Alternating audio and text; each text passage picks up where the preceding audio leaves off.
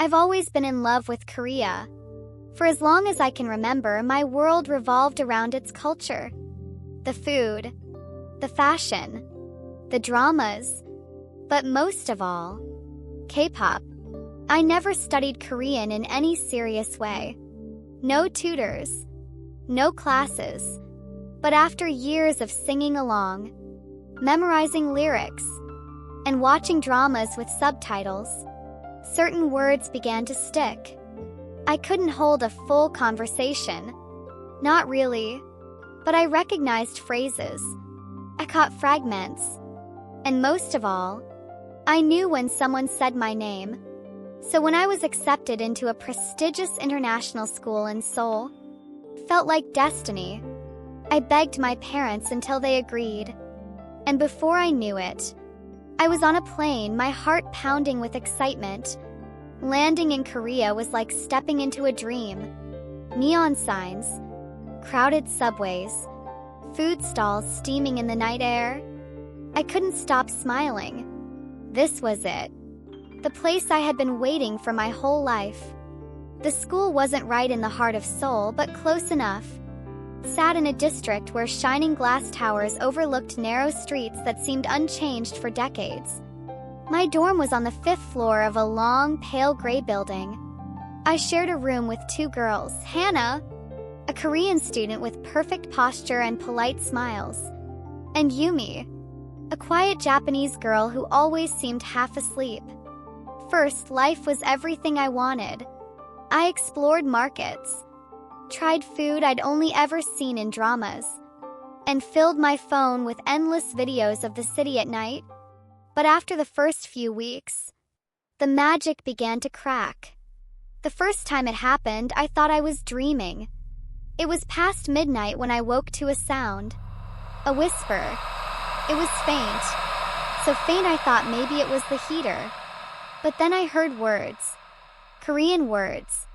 I sat up, heart racing. Hannah and Yumi were asleep. Yumi's soft breathing rose and fell in the dark. Hannah lay stiff on her side. Yet the whispering continued, like a broken radio signal. I couldn't understand all of it, but certain phrases slipped through clearly. My name. First I laughed nervously to myself. Maybe neighbors. Maybe I was still half asleep. But the next night, it happened again. The whisper grew louder, sharper, impossible to ignore. It wasn't just calling my name anymore. It was giving me instructions. Simple commands you don't need to be fluent to understand. Stand up. Go to the window. Obey. I didn't obey. Not at first. But the worst was what happened during the 3rd week. I opened my eyes to find Hannah sitting upright in her bed, her face pale in the moonlight. Her eyes were wide open, unblinking, fixed on me. Her lips moved in silence, shaping words I couldn't hear. Hannah, I whispered. She didn't answer. She didn't even blink. And then, right by my ear, so close it felt like breath against my skin, I heard it again. My name. And it wasn't Hannah's voice. The next morning, Hannah swore she hadn't woken up at all. We were brushing our teeth side by side in the dorm's tiny bathroom, fluorescent light buzzing above us. Her reflection looked like a magazine photo, composed, neat, untouchable. For a second, I wondered if I'd imagined everything. Did you sleep okay? I asked, testing the water. She rinsed her mouth, dabbed her lips with a towel, and said, "Fine," in careful English. Then she smiled, the exact smile she gave teachers. You? Yeah? I lied. In the classroom, with the sun on the whiteboard and the soft scratch of pens, it was easy to pretend the night had just been a dream. The school's PA system chimed the short melody that marked the start of announcements. Our homeroom teacher paused, hands folded. A voice crackled to life. It was the same woman who always read the morning notes, attendance reminders, schedule changes, cafeteria menus. She was halfway through listing club meetings when the speakers popped with static. and the tone of her voice shifted just slightly. It wasn't even a change in pitch, not something you could point at and say there. That. But the vowels became rounder, the consonants softer, like breath on glass. And then, tucked under her words, just under the surface, I heard it. Don't look back. The phrase came quick, almost swallowed. I recognized it because dramas love that line. Don't look back. Don't turn around. My shoulders tightened. I told myself I was being ridiculous. The announcement droned on, normal again. Teacher resumed the lesson. I took notes, circled dates, drew a little star next to an assignment. Pencil rolled off the desk behind me. Instinctively, I started to turn. Don't look back. It wasn't even a whisper this time. It was a presence. The warning slid into my ear like someone standing close. Too close. I froze and stared at my notebook until the letters of my handwriting blurred. The whole period I didn't move. When the bell rang, my neck ached from how still I'd been. At lunch I sat with Hannah and Yumi. Cafeteria was noisy, comfortingly normal. Yumi was careful when she ate, always cutting things into tiny pieces. Her hair hung like a curtain, hiding her eyes. Halfway through our trays, I felt it again. Not a sound exactly, but a pressure. Like someone pressing a cold coin into the center of my back. Stand up. Go to the window. I gripped my spoon, staring at the kimchi stew until my eyes watered from the steam. I didn't stand up. I didn't go to the window. But I glanced at it. The glass looked back, a perfect layer of sky pasted over the real one. In the reflection, a girl behind me bent toward her friend, whispering something. Her mouth moved in slow motion. For a split second, through the glare, I swore her lips formed my name. Hannah noticed me staring and followed my gaze. "Are you okay?" she asked. "I think." "I didn't sleep well," I said. My voice sounded wrong, too loud, like I was shouting through cotton. For classes, I hid in the library. It was on the second floor, polished with tables, tall windows, dust you could see in the light. The stacks were tight and tall, the kind that make you lower your voice without thinking. I told myself that studying would anchor me, that paper and ink and assignments would feel solid. In the back, past the shelves no one bothered with, I found a seat by a window that looked over a narrow alley. Laundry lines stretched between old buildings like strings on a cracked instrument. Somewhere below, a radio played a ballad from the 90s. For a while, I actually relaxed. I wrote out vocabulary and drew little arrows and boxes, as if I could trap my anxiety in the shapes I made on the page. Then a book slid out by itself. Just a soft feff, almost nothing, but the sound cut through the silence like a blade. On the shelf to my right, a thick, ragged book eased forward and tumbled to the floor, landing face down. No one was nearby.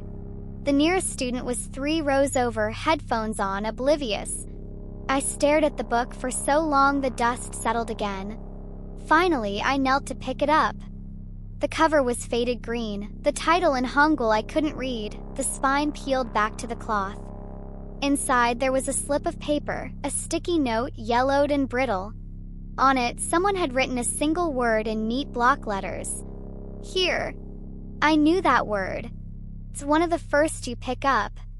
I heard it 1,000 times in variety shows when people point at things. Here. Here.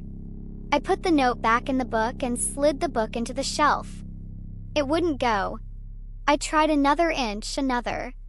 The book hit something that shouldn't have been there. When I looked closer, I saw that the shelf was deeper than I'd thought.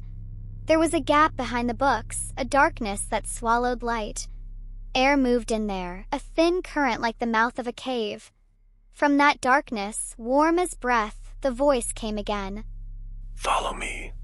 Obey. I stumbled backward, chair legs screeching. The student with the headphones glanced up, annoyed. I mumbled sorry, and fled the stacks. On the main floor, I sat in a chair where I could see the librarian and the exit at the same time. I scrolled my phone as if the light could rewire my brain. An idol smiled at me from a clip, the sharp beat of a chorus cutting through my panic. I pressed the volume up until it hurt. Somewhere under the music, a thread unspooled. A whisper that the song wasn't supposed to have. Then the window. I threw my phone into my backpack, pulse thundering. For a long time after that, I did this childish thing where I counted chairs, tiles, people.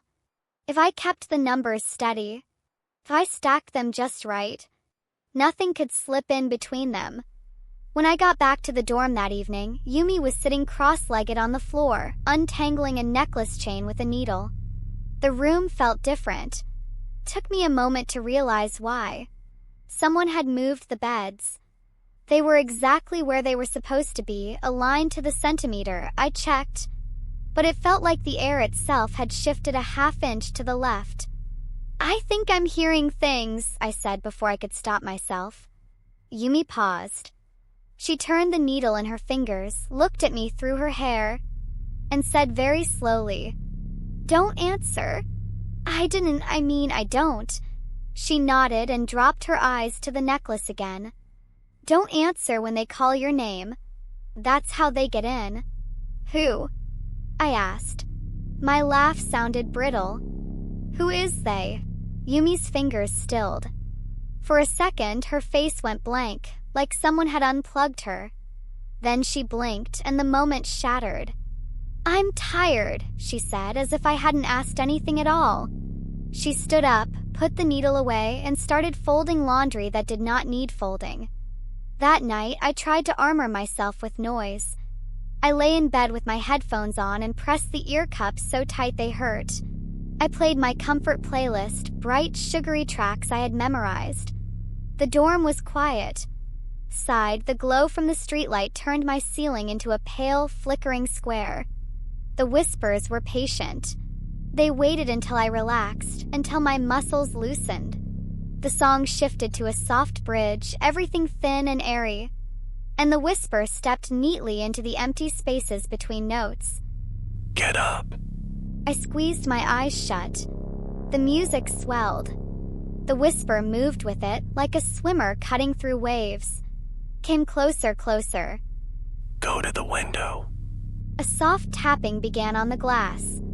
Not loud, more like fingernails brushing in a slow rhythm. Tap, tap, tap.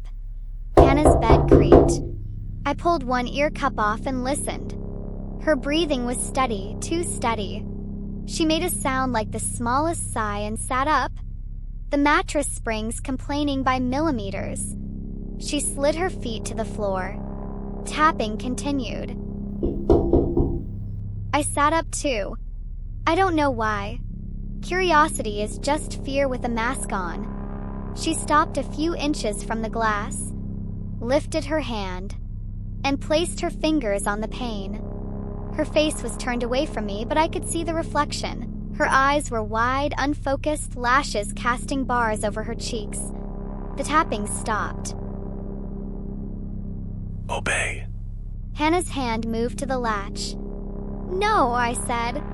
But it was a nothing word, a ghost that evaporated in the air between us. Her fingers curled around the metal. I slid out of bed and crossed the room, something tight coiling through my chest. I didn't touch her. I couldn't make myself. I stood next to her and stared at the dark outside. We were 5 floors up. Courtyard was empty. A stray cat slunk along the curb. The security light flickered, then steadied. The glass felt cold against my bare arms. "Vanette." The latch clicked. I slapped my palm against it. "Don't." Hannah turned her head slowly and looked at me as if seeing me for the first time all year. For a long moment we just breathed, our fog blooming and fading on the glass. Then, like a string cut, she blinked, dropped her hand, and stepped back. "I'm going to sleep," she said in that careful English again. She climbed into bed and lay down, perfectly straight, like a line drawn on paper. I didn't sleep. I sat at the desk with the lamp on and watched the window until the sky grew thin and gray. When I finally totaled the courage to check my phone, the screen was lit even though I hadn't touched it. The voice memo app was open. A new file waited, with a timestamp around 3 in the morning. My thumb hovered. I told myself not to press play. I pressed play. Static. Room noise. The faint hiss of the heater. Then, through it, a voice I recognized with a jolt of cold. My own. But wrong. The rhythm off. The vowels melted. Spoken Korean that sounded like it had learned the words from my mouth, from all the times I mimicked lines in dramas and lyrics in songs. I am here. Silence. Then lower, closer. Turn around. The recording ended. I didn't remember saying any of it. The room was completely still. Behind me, in the dorm's thin wall, something shifted like weight pressing against plaster. I didn't turn. I sat very straight and watched the window until the light outside became real. The next day, I tried to keep to bright places. I lingered in the courtyard between classes. I took the long way through the lobby where students huddled over projects. I ducked into a GS25 and bought a bottle of banana milk I didn't want, just to stand under the store's harsh lights. On the walk back to the dorm as evening fell, the city's sounds meshed into a fabric. Buses signed to a stop, crosswalks chirping, the metro line announcing stations in that calm, familiar voice. I listened for comfort. But the longer I walked, the more the fabric puckered. The chirp of a crosswalk shaped itself into syllables I knew. The rush of the bus doors exhaling ended on the vowel of my name. Near the Han River, the path dipped under a bridge. It was empty, just me and the hiss of tires far above. Lights pooled on the concrete. The wind smelled like water and metal. Somewhere, a jogger's footsteps echoed. My phone buzzed in my pocket. I took it out without thinking. A notification from an app one didn't have. A small white icon with no name. The message was a single word. Look! I tossed the phone back into my bag like it had burned me. I walked faster. Concrete underpass stretched longer than it should have, like the city had changed the scale on me. The shadows between the pillars were thicker than shadows should be. The far end of the tunnel, a security camera stared down. I've never paid attention to cameras much. In Seoul, they're everywhere like streetlights. But this one was angled too low, pointing straight at the path where I would pass. The red light blinked. Once. Twice. The head of the camera jerked, as if someone upstairs was steering it and overshot, then corrected. The lens tracked me like an eye. The whisper arrived without preamble. Not in my ear, but in the space in front of my face, the place air waits before it becomes breath. If you turn around now, you will see us. I didn't. I kept my eyes on the pinprick of daylight at the end of the underpass, and walked as if the act of moving forward could save me. That night, the dorm felt like a held breath. Doors were closed. The hallway lights flickered in a pattern I couldn't map. As I reached for our door, something thin and papery slid out from underneath. A note pushed from the other side, nudging my foot. I stared until my eyes adjusted.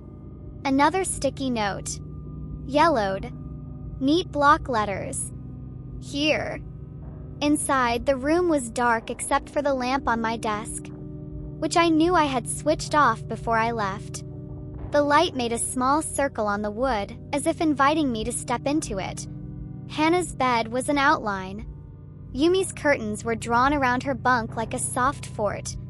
I could hear both of them breathing. I shut the door with a soft click that sounded like a gunshot in the quiet.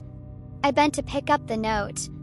From behind me by the window came a sound, like a fingernail tapping the glass. Tap, tap, tap. I didn't turn. My skin pulled tight over my ribs. I stood very still and counted 1 breath, 2, 3. The tapping stopped.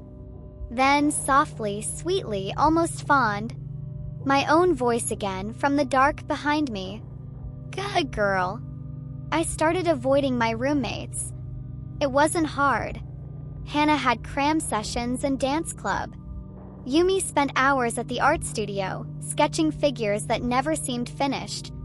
I stayed out late in cafes with fluorescent lighting and too loud music, clutching my iced Americano until my fingers went numb. The noise made me feel safe. Noise meant no whispers. But the thing about whispers is that they don't need silence. They find their way between sounds, like rain sneaking through a roof. The cafe with K-pop blasting from the speakers. I heard it in the gaps between verses. On the subway, buried under the rush of brakes and the echo of footsteps. I felt it press against my ear. Even in the middle of a crowd, shoulder to shoulder with strangers, I'd hear my name slip through like a thread pulled loose. I told myself I was losing my mind. Stress. Exhaustion. Too much caffeine. It had to be. Then I noticed the others. At lunch, the American students kept their heads low, shadows under their eyes.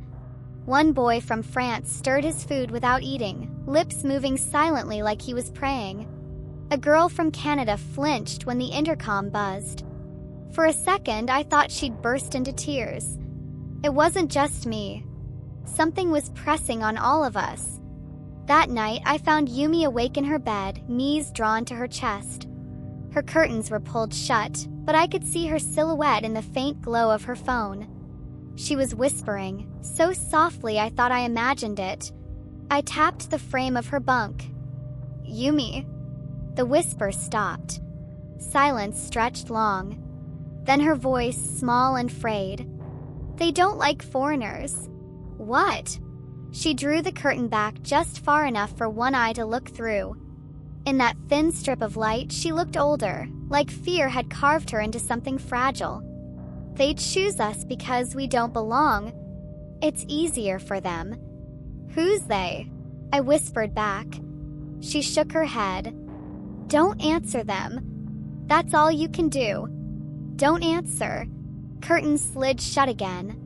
I lay awake for hours, her words echoing louder than any whisper. "They don't like foreigners. They choose us." The next day I went back to the library. Not to study, I wasn't pretending anymore. I went to look. To find. To see if anyone had written down what was happening. The stacks smelled like paper and dust, as if time had grown thick there. I drifted past the shelves until I reached the back corner where the strange book had fallen. My hand shook when I touched the spines, half expecting another note to slip out. Instead, I found a box. Cardboard shoved behind a row of yearbooks from the 1990s. Inside were old newsletters, stapled pages brittle with age. Most were boring: sports results, club photos, exam announcements. But one headline froze me. "Third student missing in local district." Dated 1997. The article was short. A teenage boy vanished on his way back to the dormitory. No signs of struggle. No clues. 2 other international students had disappeared the same year. The school promised cooperation with police, but nothing was found. At the bottom, a line that didn't belong. Some locals claim they heard voices at night in the old quarter near the river. Whispers calling names. Police dismissed these reports as superstition. My skin prickled. I dug through the box until my fingers ached. 5 more newsletters mentioned missing or unexplained. Always students. Always brushed aside. I shoved the box back onto the shelf and stumbled out into the night air. My phone buzzed in my pocket. Another notification from the blank app. One word. Here. The street was almost empty. Neon hummed overhead, half the signs flickering. I turned in a circle, but nobody was there. And then, from the glass of a darkened store window, I saw it. Not my reflection. It was me, but not me. My reflection's lips were moving, whispering words I couldn't hear. And when I leaned closer, pressing my forehead to the glass, the reflection leaned in too. Eyes wide, lips forming syllables clear enough to read. It was my name. The whispers no longer waited for night. By the fourth week, they were constant, a low murmur under every sound, like the city itself had learned my name and couldn't stop repeating it. I stopped eating. I barely slept. My notebooks filled with scratched phrases, fragments of commands I didn't remember writing. Hannah walked through the dorm like a ghost, her eyes always fixed on some distant point. Yumi avoided me entirely. When she passed me in the hallway, she turned her head so sharply it looked painful. That night, the voices didn't creep in slowly. They arrived all at once, flooding the room like water bursting through a dam. Come closer, Obey. come closer. Stand up. We're waiting, we're waiting. Here. My body jerked upright before I could stop myself. My feet hit the cold floor. Across the room, Hannah sat up too. Yumi's curtain twitched, and she slid out of bed, moving stiffly like pulled on strings. The whispers grew louder, overlapping, an impossible chorus. The walls vibrated. The glass rattled in its frame. Both girls turned to me at the same time. Their mouths opened, and though no sound came out of their throats, I heard it clearly, my name, over and over. Obey. Over and over. I stumbled backward, knocking over my chair. The voices followed. Follow me. Don't resist. It's time. I tore the door open and ran. The dorm hallway stretched too long, shadows pooling under flickering lights. Doors lined both sides, every one of them opening in sync. Students stepped out, faces pale, eyes blank, lips moving. Their whispers swelled, blending into the endless chorus.